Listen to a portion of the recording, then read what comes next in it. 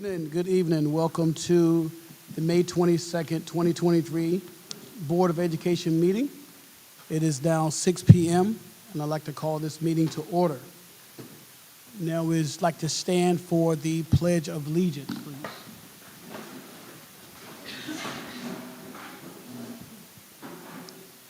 And afterwards, we'll do a moment of silence. I pledge allegiance to the flag of the United States of America and to the republic for which it stands, one nation, under God, indivisible, with liberty and justice for all.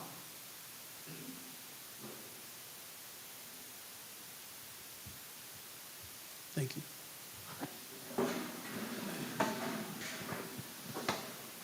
Good evening again. So now we will call on Ms. Pam Parker for a roll call vote, please.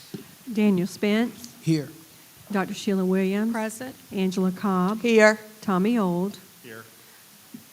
Pam Pereza. Here. Rodney Walton, not present. Sharon Warden. Present. Holly Weiss. Here. And Gracie Wooten. Here. Thank you. Now we'd like to call on Ms. Pam Pereza for the ethics awareness statement, please. Welcome to the May 22nd, 2023 meeting of the Elizabeth City Pasquotank Board of Education.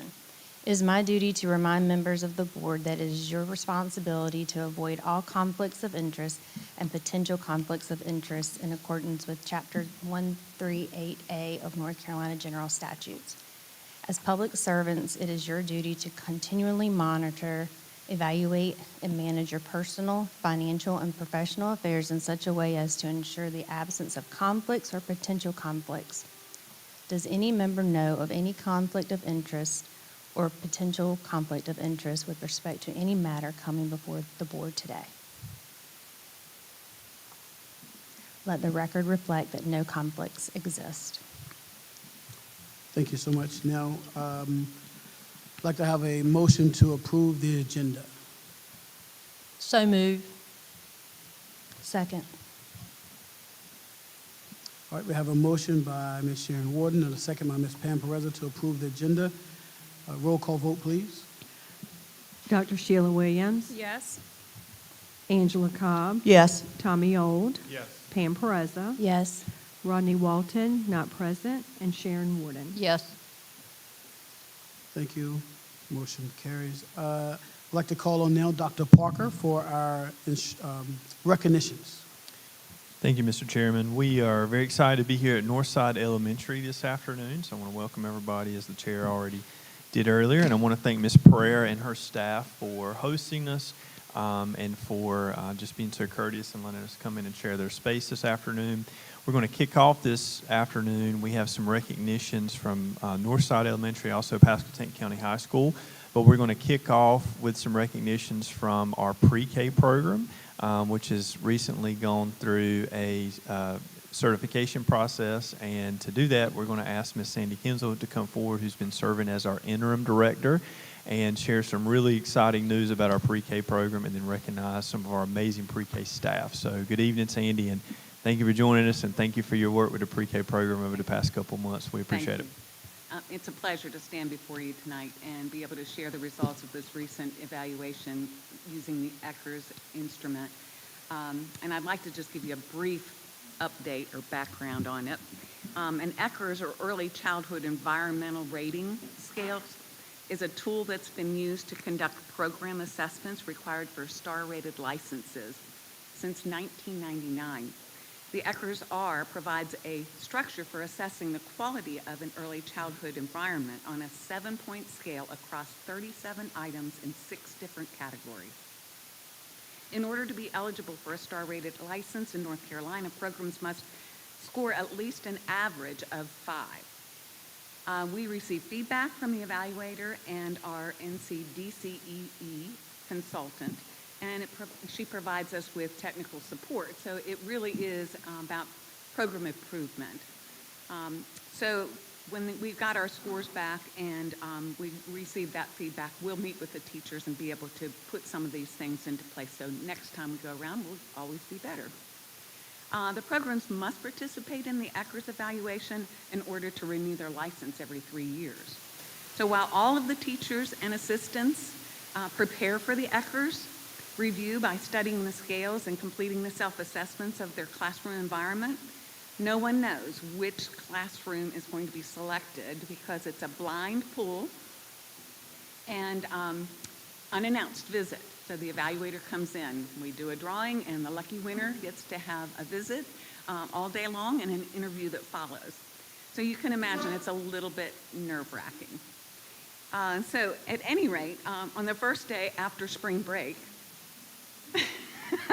Miss Ty Simmons was our lucky winner.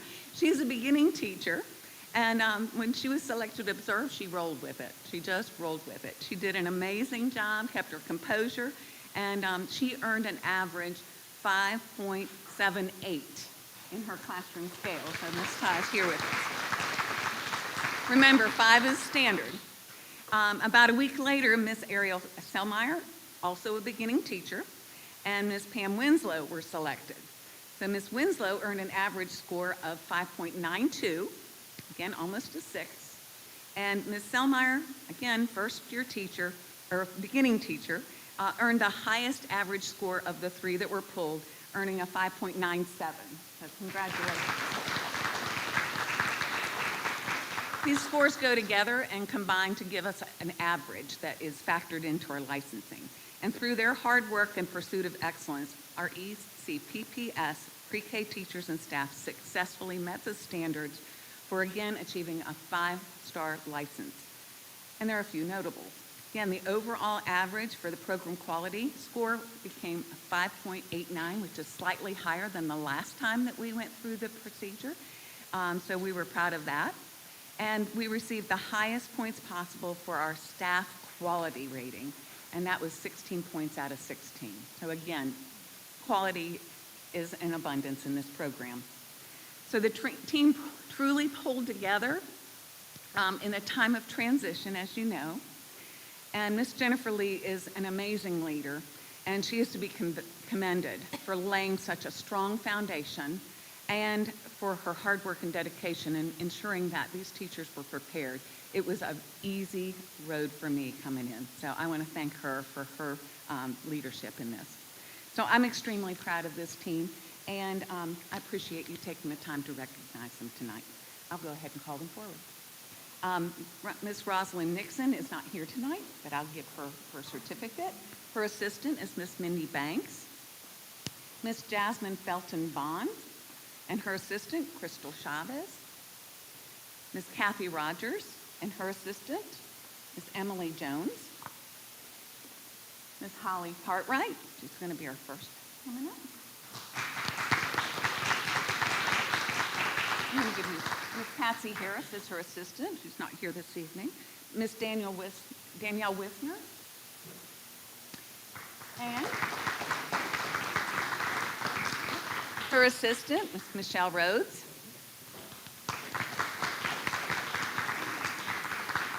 Mandy Fisher.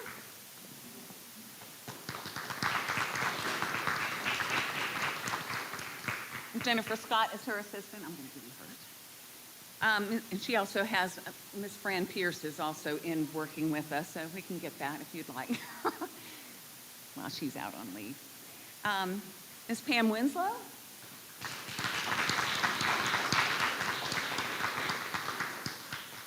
Miss Sheila Lee, her assistant.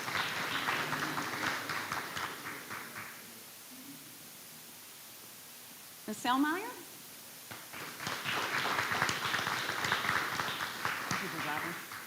Her assistant is Robin James. Miss Tammy McCoy, our pre-K teacher of the year, by the way.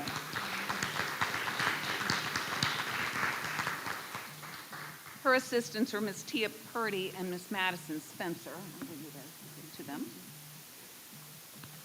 Miss Tanisha Ty Simmons.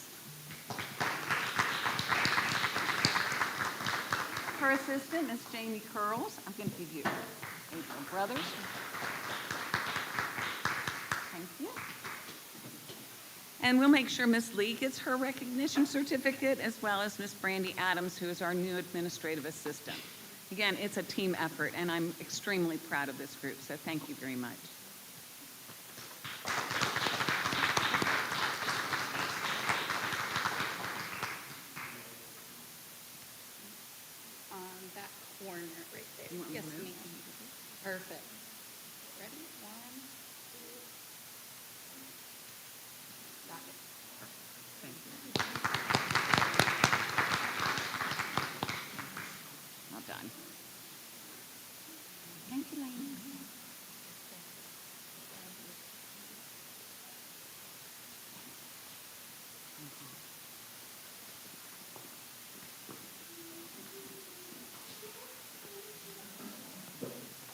Good evening. My name is John Lee. I'm one of the art teachers at Pasquotank County High School, and we're here tonight to recognize a few students that participated in the Congressional Art Competition.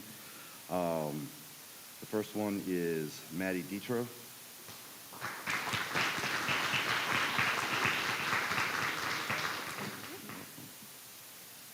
Brianna Swartz.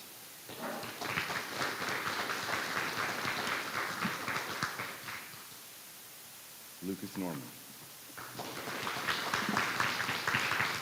And here's these students were not able to make it tonight. Janelle Anderson, Antonio Gregory, Abigail Henderson, Taylor Johns, Michaela Johnson, and Kamal Morgan.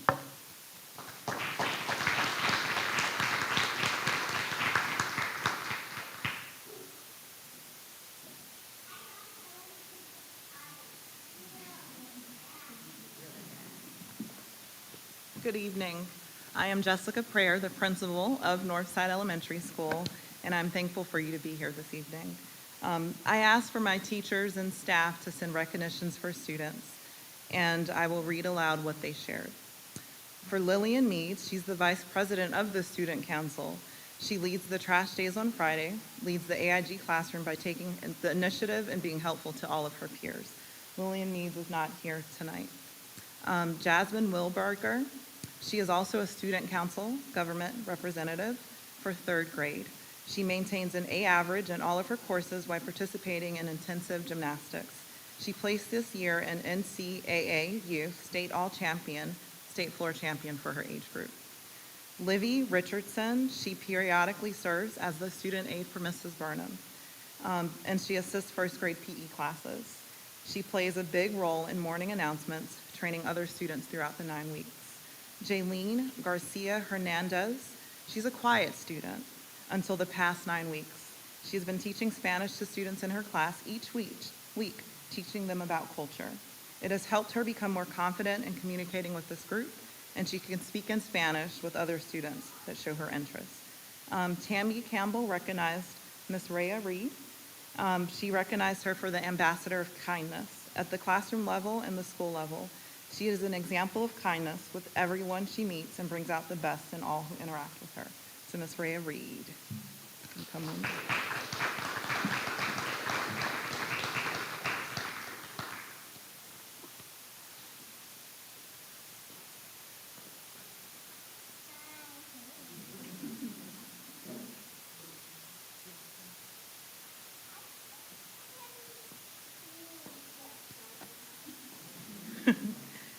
All right.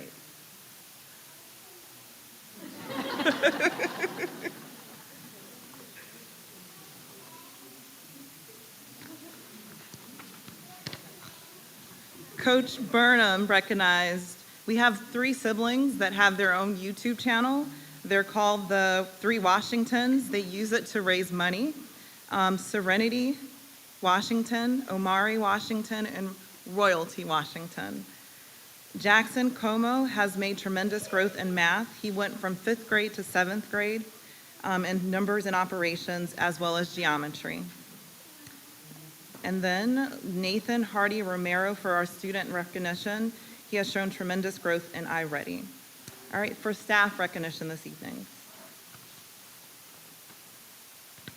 Ashley Richardson, she is a passion for improving the learning in and out of our building. She supports her colleagues and works hard to improve the learning conditions in our school.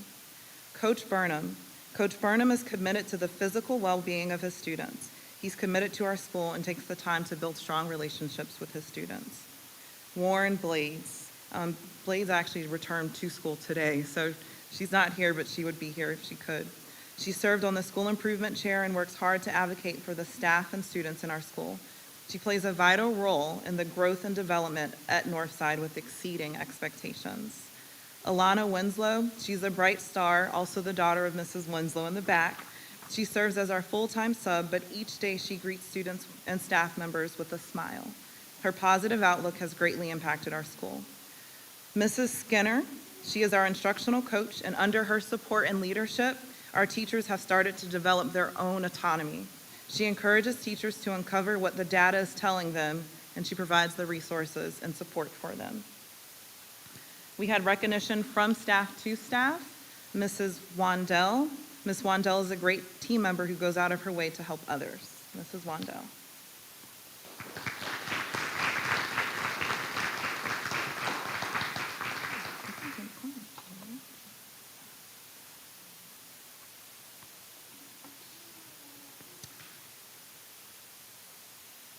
Leah Macklin. Ms. Macklin is also a great team member. This came from Mrs. Riddick.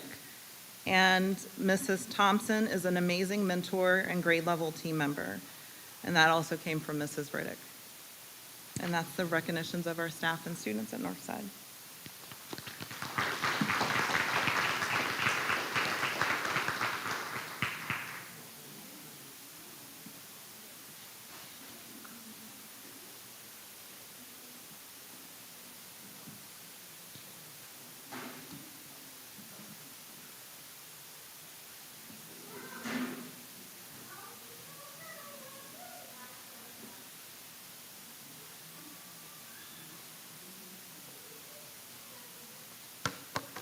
Good evening. In 2022, the Board of Education adopted a policy to appoint student board members to our board. This year, we've had the privilege of having Ms. Holly Weiss from Pasquotank County High School and Ms. Gracie Wooten from Northeastern High School. I mentioned at one of the senior awards that not only have they served for the 22-23 school year, they have the distinction to be able to say that they're the first ever student board members for ECPPS. So I think that's pretty cool. These two were recognized at their senior awards and have given a stole that says student board member and a glass apple as commemoration for your time on the board.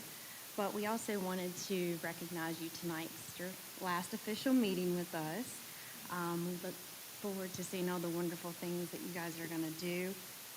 We have two certificates for you guys. I want to take a picture with the board. Okay?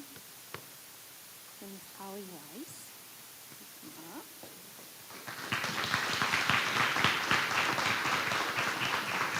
And Ms. Gracie Wooten. And we're going to get a picture with everybody. Where do you want us, Caroline? Do you want me to put it? Okay.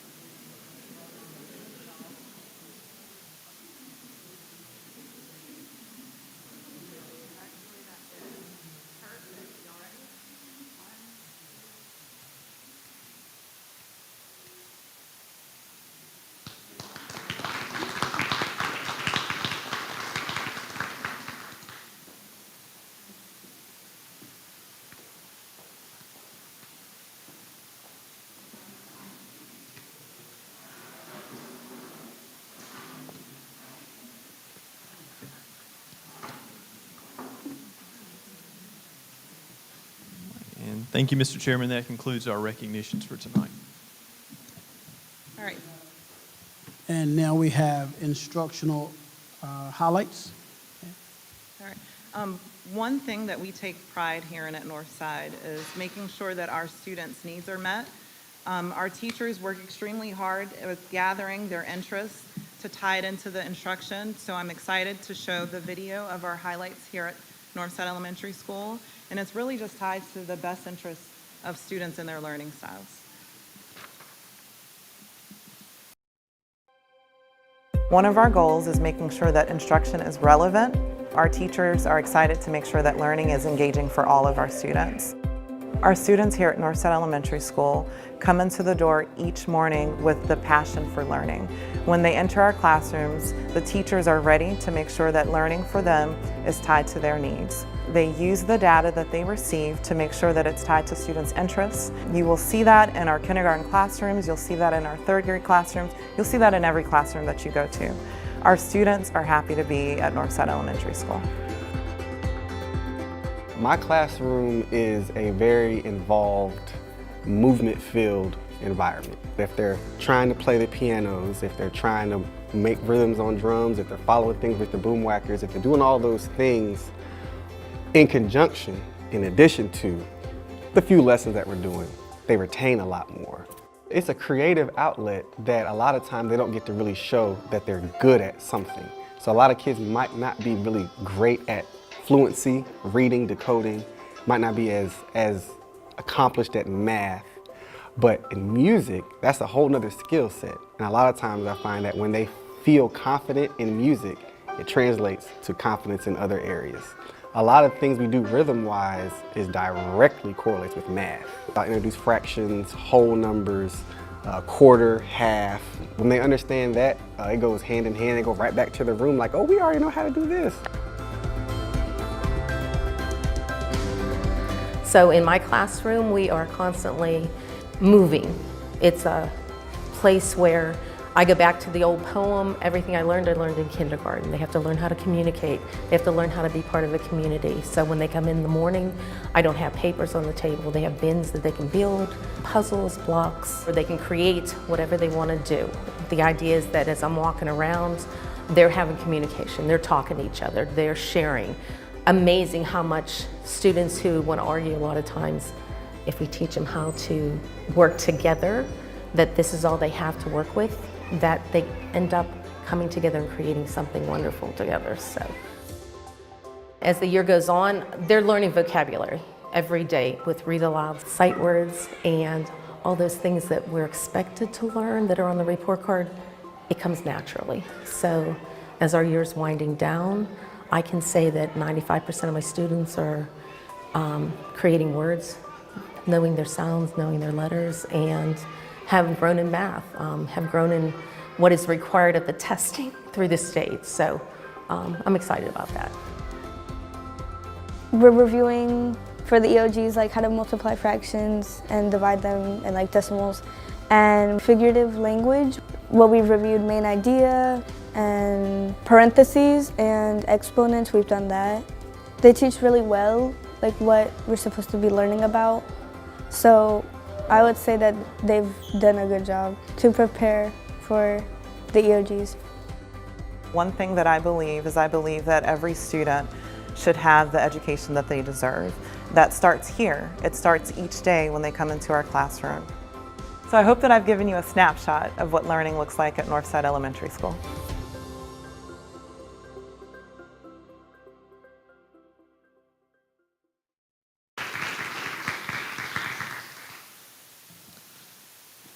Thank you. Do we have any questions for Ms. Jessica Prayer from the board? All right, you must have did an excellent job, Jessica.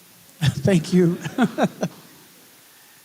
Now I'd like to call on Dr. Parker again for the superintendent's report. Thank you, Mr. Chairman, and thank you, Ms. Prayer, for your work there on the video, for the work that's going on here at Northside Elementary School. Just want to say a couple of things that could maybe be helpful to our parents, students, and community. First thing I would say is we are so proud of our 14 graduates from the Elizabeth City Pasquotank Early College who graduated on Saturday, and every single one of those students had received credits and courses that they had taken and earned at College of the Albemarle, and just such a moving graduation ceremony where we're sending those young people off into a bright future. So thankful to all the staff, students, and parents that really worked to make those graduates have such a successful day. So congratulations to them. We are looking forward to our 2 remaining high school graduations, and so Pasquotank County High School's graduation will be on June 2nd at 7 p.m. at the Vaughn Center, and Northeastern's graduation will be Saturday, June 3rd at 10 a.m. at the Vaughn Center as well. And so we invite anyone that would like to celebrate with us to come out to that if you're able to get a ticket. And I also want to thank Reverend Jason Wise at Berea Baptist Church for hosting our annual baccalaureate service, which was yesterday, and being able to share just such a moving service and a time of prayer for our young people that were there moving forward. So I want to thank the church for that. We've recently gone through some award ceremonies at our schools, recognizing academic achievement, scholarships, and I can tell you at all three of our schools, we have some extremely bright young people who are very successfully going into some really exciting things. We've got young people at every school that are going into service to our country in the United States military. We have young people going to some of the best colleges in this state and around the East Coast and around the country. We have young people going directly into a trade and a career. I was speaking to a young person at Pasquotank 2 weeks ago who is going to graduate and has already been hired to start work on June 15th. And so we have some young people that are really going into some great things. I'm very proud of them. And I said this earlier in the week, there is no better time than this time of year when you're moving toward high school graduations and just celebrating what the purpose of public school is, which is to prepare young people to move into their future. So what an exciting time we're in right now with our graduations coming up, and I'm proud of our young people. We have 8 days remaining in this school year. So I want everybody to stay fired up and ready to go. Okay, 8 days remaining. And we're currently testing end-of-grade assessments right now. And so our elementary schools have tested 5th grade science, and that was on Friday. We're going to be moving into some more integrated assessments starting tomorrow. And then our high schools begin end-of-course assessments on Friday of this week. And so we've got testing underway and want to encourage all of our students to remain focused and to put that final push there to do as best as you can on those assessments. But we will end school on June 2nd. That is the last day of school, and so we want to continue to push hard on the things we need to do to finish up. I do want to recognize our District Teacher of the Year, Mr. Michael Ratzlaff, and our principal of Sheep Harney Elementary School, Dr. Katina Waples, and one of our school nurses, Miss Sandy Young, for joining me on Friday at the Potato Festival. And we were able to share a couple words on behalf of the school system, but the theme this year of the Potato Festival was healthcare. And so Miss Sandy Young was able to speak a little bit on our behalf. But, you know, I tell you, I can't say enough about the work that our school nurses do. Every single one of them, having left the healthcare private profession and coming to working for schools, could make a lot more money a lot of other places. But they have a commitment to our young people, and they serve in so many capacities. You go into any one of our schools, and you'll see our school nurses in the drop-off line, during dismissal. They help supervise students during the day. They work in cafeterias. They oftentimes help wipe tables down. They call parents. They are an integral part of our school communities, and we're so thankful to be able to have them in each of our schools here in Elizabeth City Pasquotank Public Schools. So thank you to our school nurses that are out there and everything you do to help our schools.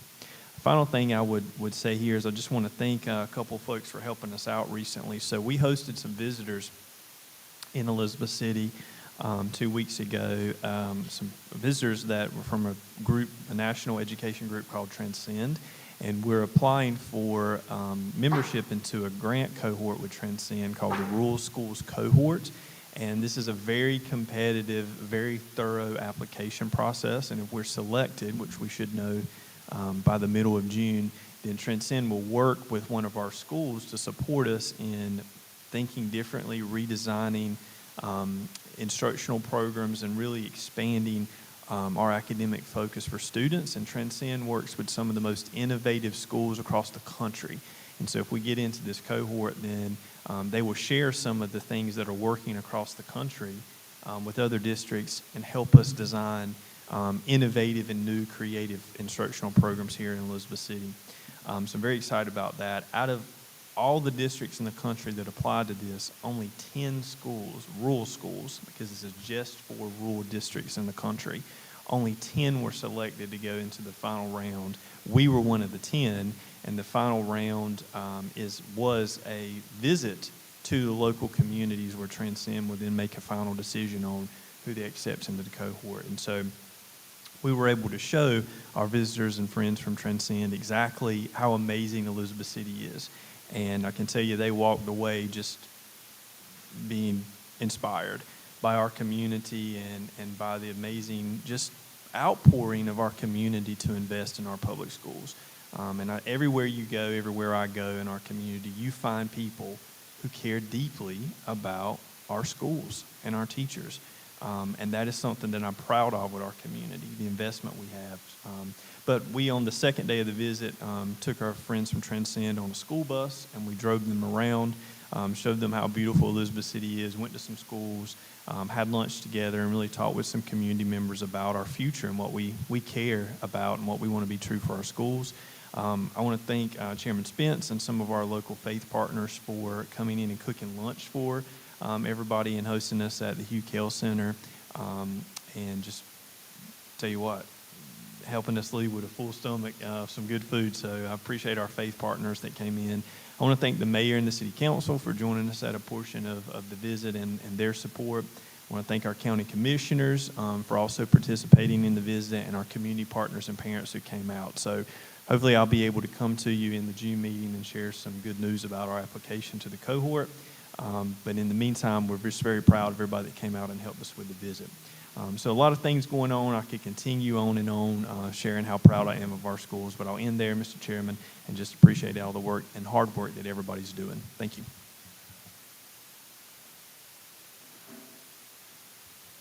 Yeah, Chairman Spence has reminded me here, and I would get in trouble if I didn't do that. I see Mr. Lee and some other people from P-Tank here. But our jazz band played at the opening ceremony of the Potato Festival, and just everywhere I go, Holly's in the band. Everywhere I go, it seems like here recently, I said this to Mr. Stanley, everywhere I go, it seems like the P-Tank band is there. But that's a good thing because you all have an amazing band. And actually, as we walked away from the opening, for a minute there, it sounded like we had a professional, national band there, and it's our own band, which is the professional national band. So thank y'all for everything you did, Holly, on the band. But the band sounded amazing. So shout out and kudos to y'all. Thank you so much, Dr. Parker. A lot of great things happening. Thank you so much, sir, for leading us in that direction. Now it's time for, sad to say, but our final student board member report for the 22-23 year. It is a bittersweet moment, but Holly Weiss and Gracie Wooten, it is your time to share with us one last time what's going on in your respective schools. So we'll start with Ms. Holly Weiss to my left, and then we'll end with Ms. Gracie. Thank you. Good evening, everyone. I just wanted to once again give a little bit update about what's going on in May. May has been extremely busy, very good, but also very bittersweet as we're getting close to the end of the school year. So first I'm going to mention that we had our STEAM Expo, and that was a huge success with over 50 products and projects that were presented. The overall winners were Ariana Hill and Giovanna Taylor. Their product was called the Clean Machine of Ethiopia, which could take the dirty water and filter it enough to have the actual visitors drink their product. So very impressive. Congratulations to them. This past week, Ms. Moss shared with me that Kyler Brookman is going to the UNC School of Arts in August of this year, and it has been some years since a student was accepted as a freshman into the School of Arts. So once again, congratulations to him. Last week, as y'all were just talking about, our band, we had our concert on Monday, and then jazz band played at the Potato Festival on Friday. Both were really good and highly successful events. We also had an outstanding piano and choir concert last week. Ms. Keita wanted me to share that in the marketing and entrepreneurship courses, there has been a total of 48 credentials for the school year. 38 EverFi Venture Entrepreneurial Expedition credentials, 7 entrepreneurship and small business certifications, which were given for the first time this year, and then 3 high achievements on the fundamentals of marketing concepts, which was also given for the first time this year. In this past week, we also had our senior awards, so I just wanted to say congratulations to all the seniors that were recognized. And then finally, in the athletic department, baseball this past month made the first round of playoffs. And then this past weekend, Trinity Brooks won a 4th place medal at the state track meet. So very good on their parts. And then next, I will share some upcoming exciting events. So June 1st, Mr. Lee will be sending 5 works of art to the Professional Educators of North Carolina art competition, and judging will take place over the summer. And then, of course, what all the seniors are looking forward to, our big day, June 2nd. We're all very excited for our graduation. So lastly, as this is my last meeting, I would just like to thank everyone sitting at these tables and everyone that has supported me throughout this entire adventure. As we are approaching graduation, each day feels more bittersweet as we go along, but makes me appreciate every moment I have with the class of 2023 at PCHS even more. So it's also very sweet to be back at the place where everything started. I went here for elementary school, so it's very awesome to be back tonight.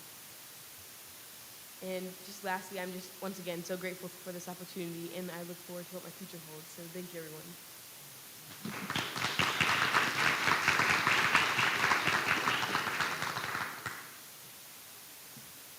Okay, I guess it's my turn. Good evening, everyone.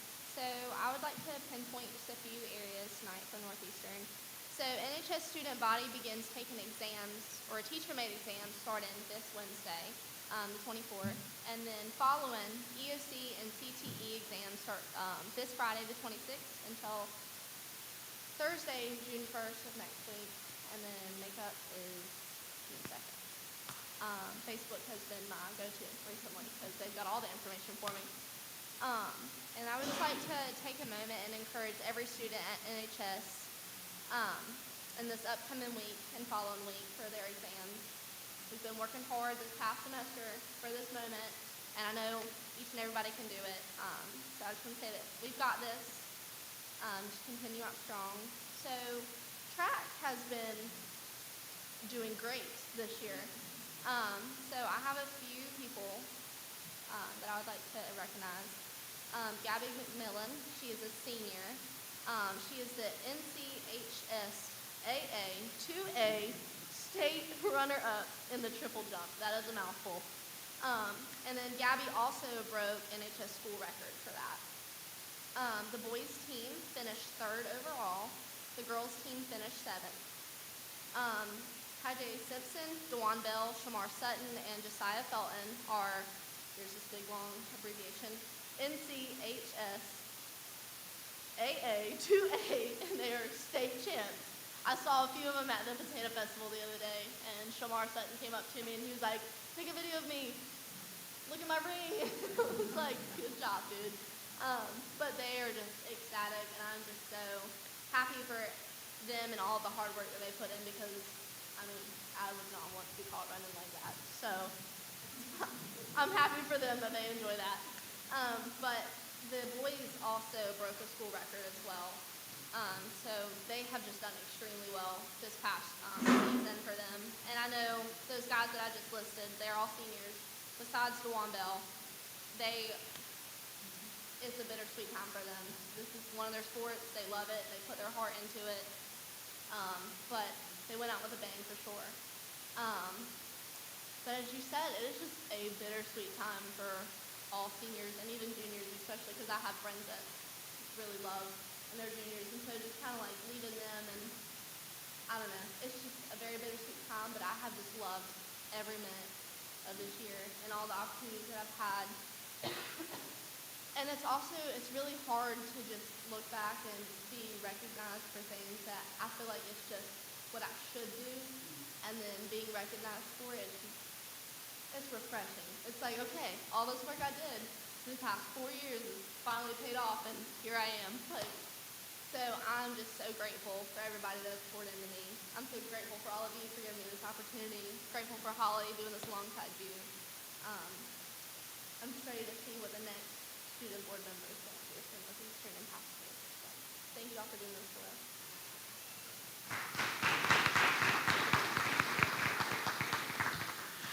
Well, I want to say again, thank you to Gracie and Holly for representing us well in the room and outside the room.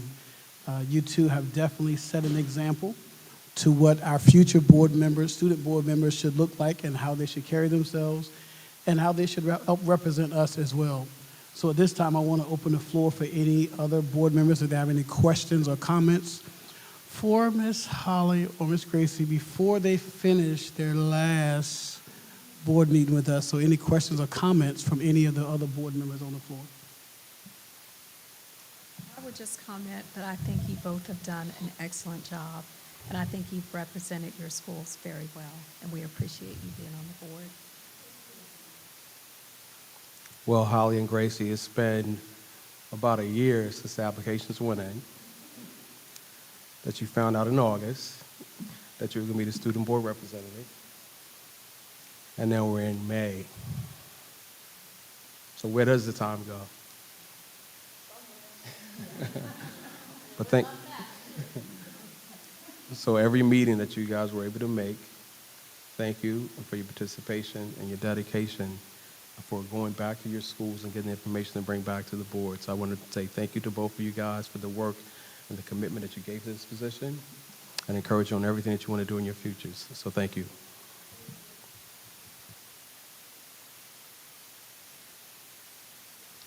Just want to say we appreciate everything that you've done for us. Just kind of a repeat of what others have said. You have represented us well. You presented yourself well at the meetings, and we wish the very best for you. Your future is going to be very bright, and we hope to see you again at ECPPS. Come back and visit during the summers, and when you're done, think about coming back and joining us. Yeah. I know, Gracie, you're going to pursue teaching, and we'd love to have you back. So please consider that. And Holly, whatever you choose to do, best of luck, young lady. It's going to be great. Thank you again.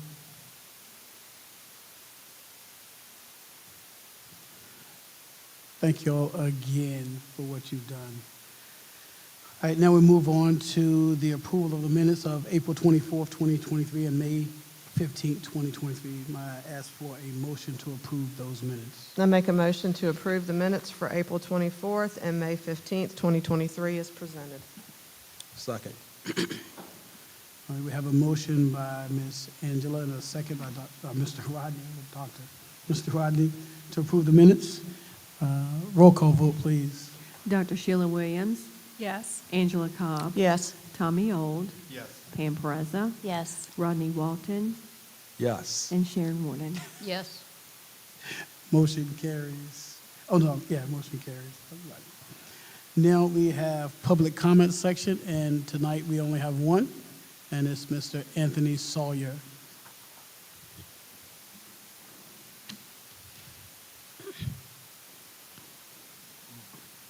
I'm here tonight to clear up something I noticed about 3 weeks ago. My lawsuit against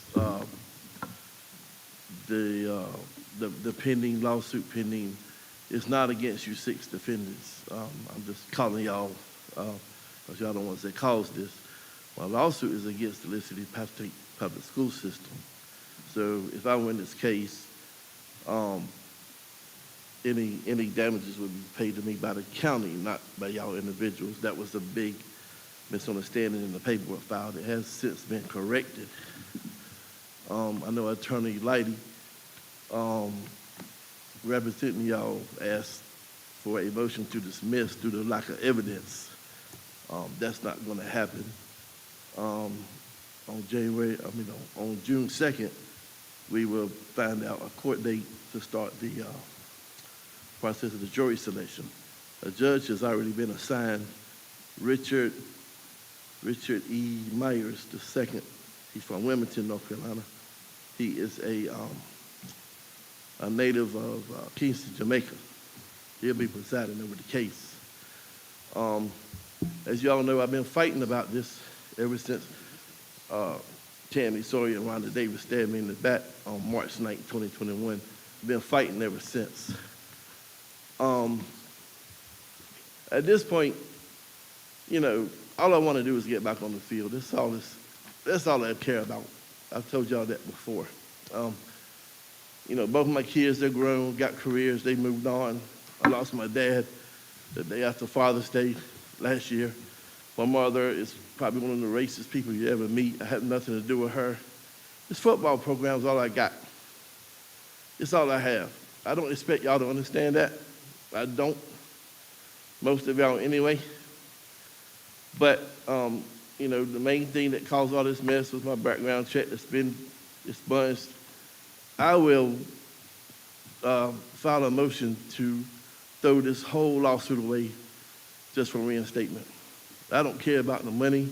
I just want to get back on the field. I will file the proper paperwork to get this stuff dismissed. I'll do a voluntary withdrawal of the motion if you just reinstate me. This board can do it tonight. I'm hoping, well, I'm asking for an answer by 4 o'clock tomorrow afternoon from either the board or the superintendent, either one. The last time I talked to Dr. Parker in his office, I felt like things were going kind of my way, but I know what's holding him up. I know what's holding him up. Sharon Warden has been against me since day one, and she broke the tie to get him here. If it wasn't for her, he'd still be in Dare County right now. So he don't want to, you know, jeopardize any future with her, you know. So I understand that. But Mr. Parker, if this board don't take any action, I ask that you just step up and be a man and do the right thing. Don't worry about the political thing that might come around with Ms. Warden. I mean, we know what she's about. That's why she's no longer a board chair. Just want to thank y'all for y'all's time. 4 o'clock tomorrow afternoon. If that doesn't happen, then I'll just continue with this case. But I just want to end this nightmare. I just want justice. That's all I want. We see every day where, you know, justice is, racism, it's out of hand. You know, we see cops killing blacks every day. We see our rights being violated. You know, it's just time to move forward. All right, thank you. 4 o'clock tomorrow afternoon, people. God bless y'all. Thank you. Okay, now we're going to move to, I'm asking for a approval on the consent agenda, please. Can I get a motion to approve the consent agenda? I'd like to make a motion to approve the consent agenda for May 22nd, 2023. Second.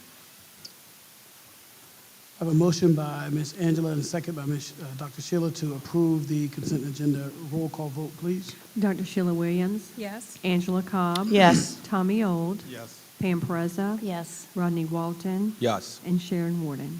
Yes. Thank you. Motion carries. Now we move on to the other agenda items. I'd like to call on Ms. Sharon Warden, Chair of the Finance and Business Committee. And I am going to call on Rachel Haynes to present the information for us, and we are going to take action on these items tonight. Chair Spence, Vice Chair Williams, Committee Chair Warden, and board members, good evening. So we have 3 quotes that we are requesting the board approve this evening. The first quote is FBT01. It's for our box air purifiers. We have several of these in our schools already and have had requests for several more. And that is the first one attached to your agenda this evening. This is a sole source purchase. Are there any questions on the box air purifiers?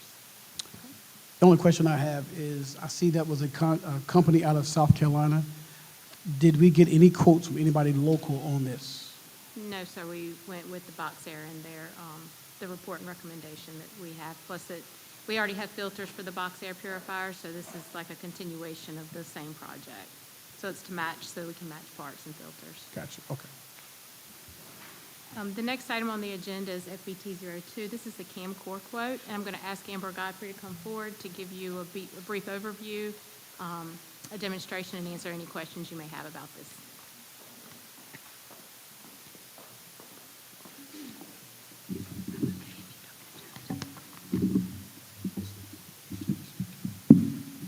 Is that good?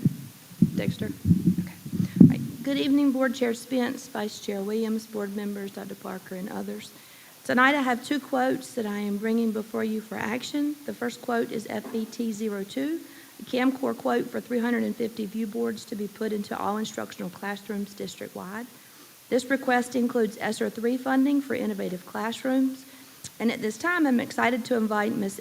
Alberta Wandale to come forward and share a brief demonstration on how this interactive board is being used in her classroom. Ms. Wandale is a 5th grade teacher here at Northside Elementary.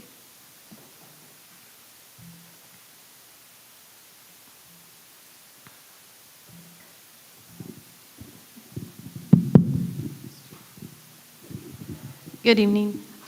First of all, let me tell you, I've had a smart board in my classroom for the past probably 16 years, 15 years.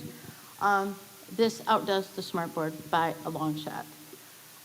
You don't have to have the cumbersome cart in the middle of your floor for the kids to trip over the cords. Everything is right here at your fingertips. You just tap on it. And I am connecting to my computer, and I don't even have my computer turned on. So that's a benefit for the teachers. And why did we lose Wi-Fi? Okay.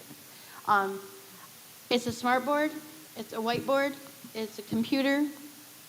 You can do tremendous things with it. I have taken polls with my students. You can do quizzes on it. That I haven't tried yet. I've only had it since January. My students have done, I dare say, 90% of their EOG review on the board. You just swipe up, you put in your password. You can make it automatically set, but I don't, just because the students use the board all day. And I just connect to my computer without even it being turned on. I don't know how good our internet is in the gym. There it comes. And that has me signed in. I can do anything on here that I can do on my laptop. And I don't even have to have, And I don't even have to have the laptop used. Like we did, this is all my documents and things that we did. When they reviewed, they showed in the video the kids were doing the math Jeopardy game. It comes up. They can come up and touch the answer. They can come up and touch the question. It's all right there for them. We also do the whiteboard. The whiteboard is really nice because you can have, they tell me 20 kids at a time, but I can't imagine 20 kids being up here at a time. They can all come up at the same time. So we could have 5 people up here, or 20, up here solving different problems, or solving the same problem 5 different ways. And they can see the different strategies being shared with them, which is wonderful. I have a document camera. We have it's called our Magic Box. It brings up everything you want. Our document camera will come up if it's turned on. There we go. The document camera's on. You can make it as big or little you want. I usually do a big one so the kids can see it in the whole room. While they're looking at the document up here, if it's a math problem, they can write on the whiteboard on this side and solve what's on the document camera at the same time. You don't have to have 2 or 3 boards going at a time. Like I said, I personally think that, and everything's at a fingertip. You don't have to look for anything. You can, I've got to get rid of my board. You touch the side, and everything's here. And you can touch either side. It comes up on either side. Everything's there for them. You can touch the whiteboard or whatever that's up there. The kids love it. They get disappointed when we don't use it. I also bring up, you can share or freeze the screen. I can put my computer on it. I can have my computer on one side, document camera on the other side, or whiteboard on the other side, or the internet. I can have the internet on it on one side and my computer on it at the same time. For those of you who have used the smart board, you know you have to shut this down to open this up, shut that down to open that up. This you don't. I have had like 4 or 5 things opened at a time and nothing clashes with each other. It is just great. Anybody have a question?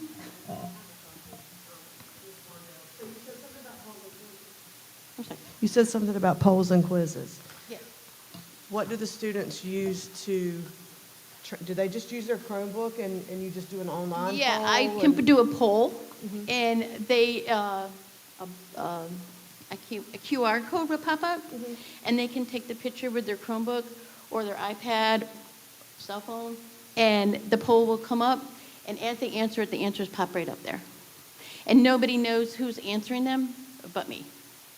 Do you have the capability to screenshot things, say if a student was absent and you had some problems and things worked out, could you screenshot it and send it to them? Yes. Okay.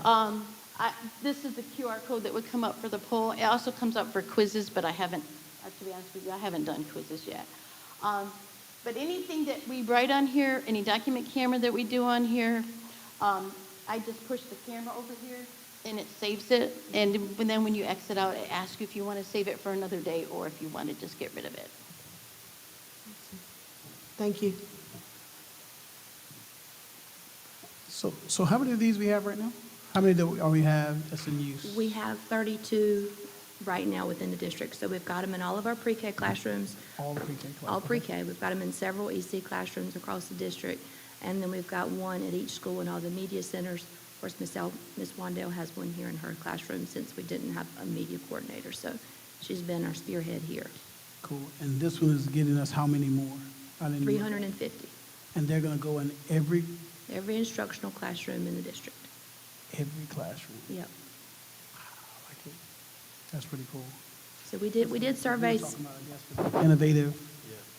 Okay. Yeah. What are you going to say? I'm sorry. I was just going to say, we did survey staff and administrators at all the buildings, and the responses have been overwhelmingly excited for the interaction and engagement for the students. So there's been nothing but positive feedback to get these in the classroom to replace what they currently have on their, with their projector on the laptop cart. So. And I'll add 2 points there. Ms. Wandale, thank you for that demonstration. Okay, I'm sorry, I forgot to thank you. For jumping in there. Go No ahead. problem. I just wanted to also say that when I did the smart board, I had to have a long, I think it was 2 or 3 day training, very tedious training. This, I watched maybe 4 videos at home. That's how easy it is. It just is there for you. That's great. And we are planning on providing some training in August when teachers come back, so they'll have access to that. And so that's a helpful thing there. 2 things I wanted to point out. So Ms. Wandale, thank you for the demo. Many of the folks who are educators in the room will remember, we used to have the projectors and the projector carts, and of course the bulb will go out on the projector, and oftentimes those bulbs were could be $200 and $300 and $400 depending on the bulb, and so a lot of schools and industry standard is now moving from the projector to a TV type component, because the lifespan of a screen, an LED screen, is so much longer than those bulbs are. And so, you can get modern TVs now. Essentially, that's a TV that just has a touchscreen on it, an LED TV. But you can get TVs now that they're warranting and saying should be in your home and last for upwards of 10 plus years. The industry's just come so far. And so we've moved away from the carts with the projectors to models like this. But what's unique about this is it is just essentially a TV, an LED TV.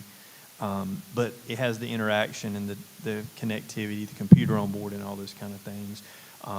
Dexter, myself, and Sammy were recently visiting a high school in Chesapeake, and the school had similar boards to this, not as big, in every classroom, and they'd actually mounted those screens on the walls. These are some of the larger ones you can get right now, and we've opted not to mount these so that teachers can have portability and then decide that they may want to change the shape of the room. They want to move the desk, and they can just move the cart. And so we're purchasing the carts and all the peripherals that you see here with these.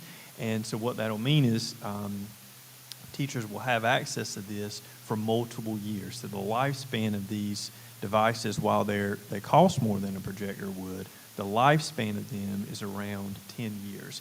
And so we'll get multi-year functionality out of it. And so you'll see a lot of schools have transitioned to this. So this will bring a sort of a cutting-edge technology feature to all of our classrooms. So I think that could be a really good opportunity for teachers. So I wanted to add those pieces, Amber, but I know you had some other things you might want to share, so I'll let you jump back. No, all those are great points. So one thing I did want to include from the administrative side, we have a lot of advanced dashboard features that we as district staff can have. So each of these boards will be in every classroom in the building, but from the dashboard, we have access to each board. We can hit a button and do updates on each board. We don't have to touch each board manually to do that.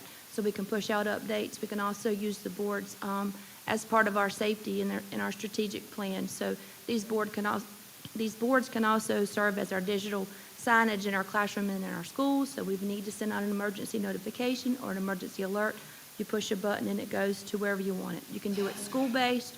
You can set up different groups. If you wanted to do just one school or the north side schools, or if you want to do the district-wide, you could do that as well. So it has a lot of safety features that we're going to have opportunity to have that we don't currently have now with what we've got in our classrooms. So. Amber, one other question. Uh-huh. In the classroom total count, does that also include the CTE classrooms? It does. So it's every classroom? It's all inclusive. The equipment that they have, the TVs or whatever they've gotten in the last couple of years, what's going to happen to that equipment? They will still use them in their classrooms. So if they still have the boards, the flat panels that they have in their classrooms, they'll keep those boards. There's no reason for us to take them out. That would give them the opportunity to have multiple groups. If they wanted to use the view board in this area, they can wheel it over here and use it for different groups. But we won't take those out of the classroom unless Ms. Hughes or Ms. Overton requests for us to do that. Any other questions? Okay, so I also have EPI T03, which is an Apple quote for our early college students and staff. Moving into the 23-24 school year, we would like to set our early college students apart and introduce a one-to-one MacBook Air platform. After speaking with early college staff and students, survey results were very supportive to move them to another platform from the current Chromebook one-to-one that they are on. So at this time, I'd also like to add this quote for action agenda item tonight. And I'll just add a quick piece of that as well. So just having conversations with our early college students and staff, we're interested in piloting something different and unique. And so we've met with the staff and students and just raised the question, if you had the option to switch out your Chromebook for a MacBook, would you take it? And the students resoundingly go through the roof when saying that they would like to pilot a MacBook. And so we're excited about that because I think that'll be something unique to early college that becomes a part of just the package of going to that school, something unique and special they can have. But beyond that, we're interested in piloting a different way of using technology. And so we're having some really deep conversations about how do we move from the technology is there and then the student just consumes information, they read a doc, they go on the internet, et cetera, to the student creates something. And so Apple products in particular are just conducive to content creation. And so we want to use this as a pilot model at the early college to try to change a teaching and learning style where students are not just using the device to read and type, while they may do that, but they're also using the device to create content, music, presentation, podcast, interactive content. And so the Mac is just an incubator for some of that work. We are building into this, and we've shared this with the staff, some intensive training from Apple, where they will lead some professional development to teachers over the summer. Every teacher will get the device at the start of the summer, so they'll receive the training in June, then they go into the summer being able to have the device themselves and experiment and play with it and be able to learn the device. And then when we kick off in the start of the year, we're going to provide some additional training to staff and students on how to use it to move toward that more content creation. And it's our belief that this could really be an incubator for something that could be really cool in the district. What we're trying to move toward is we want our students to have industry standard devices. In other words, if you go to the best universities in this country, we want them to have right here what they'll get when they get there. I've heard the mayor talk about this, about how that we want the best in Elizabeth City. You don't need to drive to Chesapeake or Norfolk or Raleigh to get the best. We want it right here. We want our kids to have those experiences.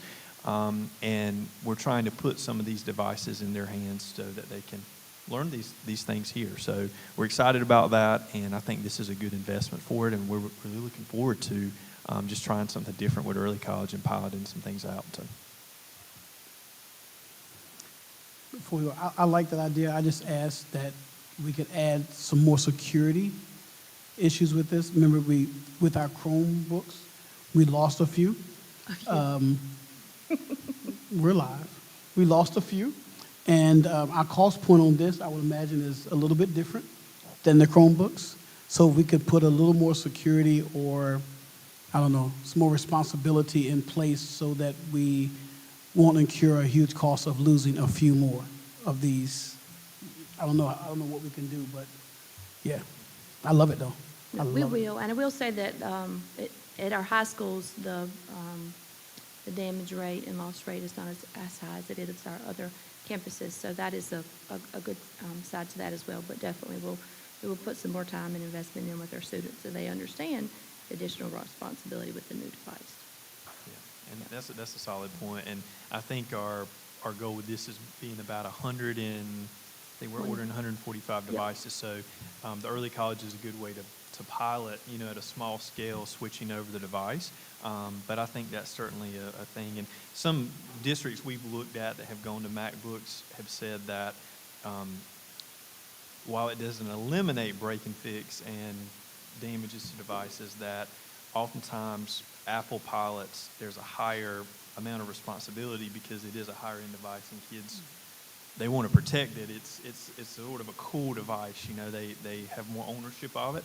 So we're curious to see, how that works with early college. But I think early college would be a good pilot, but that's definitely a conversation that we're having because it is a more, it costs more. So we want to make sure there's an investment and there's responsibility and ownership from the kids. Good point. Thank you. And thank you. Oh, I'm sorry. Okay. Is there going to be any type of, I know what Apple are, is there going to be any kind of case or cover or anything to?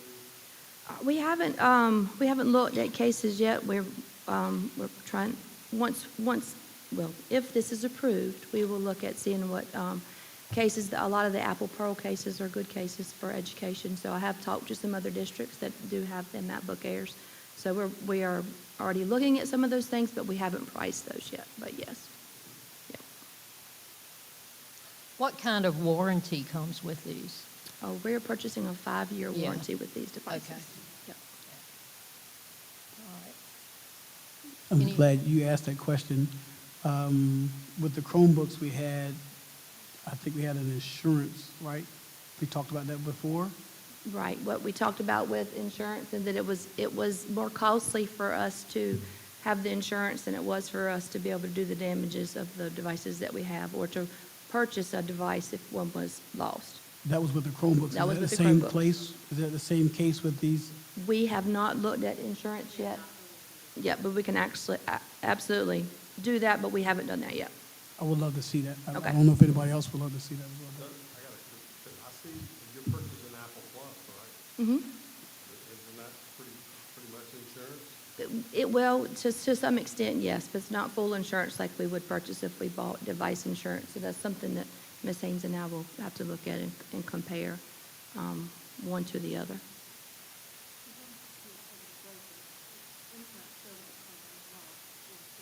No. Yeah. Yep, correct. Okay, well, thank you, and Ms. Wandell, thank you again. Thank you so much for the demonstration and for the information shared, Ms. Haynes. And at this time, I'd like to move to approve FBT 01, the box air quote number 1635, and FBT 02, the Camcor quote 1535-85-165, and FBT-03, Apple quote 2111205515. I'll second. Okay, we have a motion to approve FBT 01, FBT 02, and FBT 03 by Ms. Sharon Warden, and a second by Ms. Angela Cobb. Roll call vote, please. Dr. Sheila Williams. Yes. Angela Cobb. Yes. Tommy Old. Yes. Pam Pereza. Yes. Rodney Walton. Yes. And Sharon Warden. Yes. Motion carries. I'd like to call on Mr. Tommy Old now, who is the chair of the policy committee. Microphone.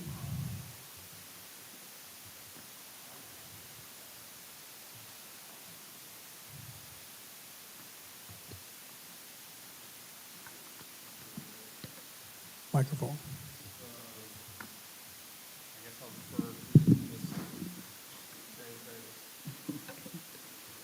Chairman Spence, Madam Vice Chair Dr. Williams, Chair of the Policy Committee, Mr. Old, Dr. Parker, board members, colleagues, and members of our community. Tonight, we are recommending one policy revision. We're asking the board to consider a revision to Policy 2120, which is the Code of Ethics for School Board Members, listed as PC01 on tonight's agenda. The purpose of this recommended revision is to strengthen Policy 2120, Code of Ethics for School Board Members, by adding language that explicitly requires board members to comply with all board policies that establish expectations for conduct, regardless of whether the policies explicitly require compliance by board members. This revision is recommended as an update to policies given by the North Carolina School Board Association, which is also known as NCSBA, for all member districts. Tonight is the first reading of the proposed revision to Policy 2120. Following any discussions and any necessary adjustments or amendments, we will move to the second read in June. Any questions? All right, thank you. And I do want to say, Rhonda, thank you for your work on the policy, along with Rachel, myself, and Pam, who have jumped in. And as the board remembers, last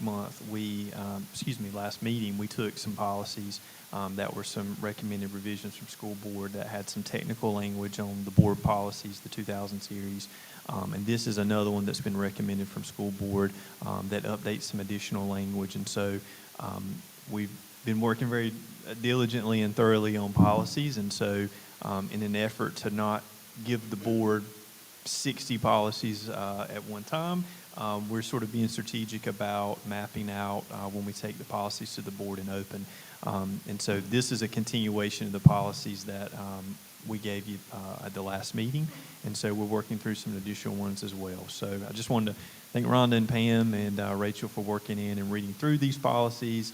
And we're thankful for the school boards for sending out recommendations such as this one that are consistent with other member districts. And so we're looking forward to continuing to dive into that work. So thank you for your diligence and thoroughness. Thank you. All right, thank you so much. Now I would like to call on Ms. Angela Cobb to take us into closed session. I'd like to make a motion for the board to go into closed session as allowed by NC General Statute 143-318.11A6 for the purpose of considering one or more personnel matters that are confidential under NC General Statute 115C-320 and is allowed by NC Statute 143-318.11A3 to consult with the board attorney regarding matters protected by the attorney-client privilege and to preserve that privilege. We got a second? Second. All right, got a motion by Ms. Angela Cobb and a second by Dr. Sheila Williams to go into close. Roll call vote, please. Dr. Sheila Williams, Yes. Angela Cobb, Yes. Tommy Old, Yes. Pam Preza, Yes. Rodney Walton, Yes. and Sharon Horton. Yes. Thank you so much.